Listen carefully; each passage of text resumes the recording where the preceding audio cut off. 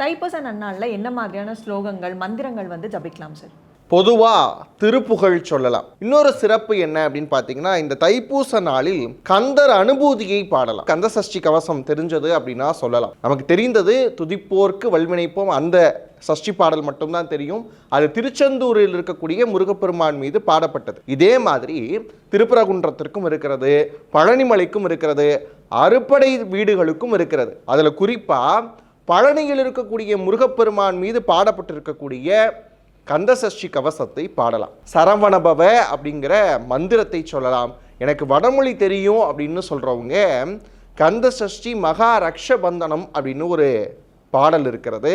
இதை யார் எழுதியிருக்கிறாங்க அப்படின்னு பார்த்தீங்கன்னா, உள்ளம் உருகுதடா உன்னடி காண்கையிலே அப்படிங்கிற பாட்டு உள்ளம் உருகுதையான பின்னாளில் வந்திருக்கும். இந்த பாடலை எழுதினது யார் அப்படின்னா, ஆண்டவன் பிச்சி அப்படின்னு சொல்லக்கூடிய ஒரு பெண் முருக அடியார். அவங்க எழுதியிருக்கக்கூடிய ரொம்ப சிறப்பான மந்திரம் எது அப்படின்னு கேட்டிங்கன்னா, கந்த சஷ்டி மகா ரக்ஷபந்தனம். இது எதுக்காக அப்படின்னு கேட்டிங்கன்னா, சீனாவுக்கும் இந்தியாவுக்கும் போர் நடந்தப்ப இந்தியா வெற்றி பெறணும்னு சொல்லி அந்த அம்மா எழுதினாங்க. அது மாதிரி நோய், கடன், வம்பு, வழக்கு அப்படின்னு சொல்லக்கூடிய எல்லா விஷயத்திலிருந்தும் விடுதலை ஆகணும்னா இந்த மந்திரத்தை சொல்லலாம். நோயில் இருக்கிறோம் அப்படின்னு சொல்லக்கூடிய நபர்கள் சுப்பிரமணிய புஜங்கத்தை வாசிக்கலாம். அப்படிலாம் இல்லைங்க, எங்களுக்கு எதுவுமே தெரியாது அப்படின்னு சொல்லக்கூடியவங்க முருகா அப்படிங்கிற நாமத்தை மனதாரே சொன்னாலே போதும்.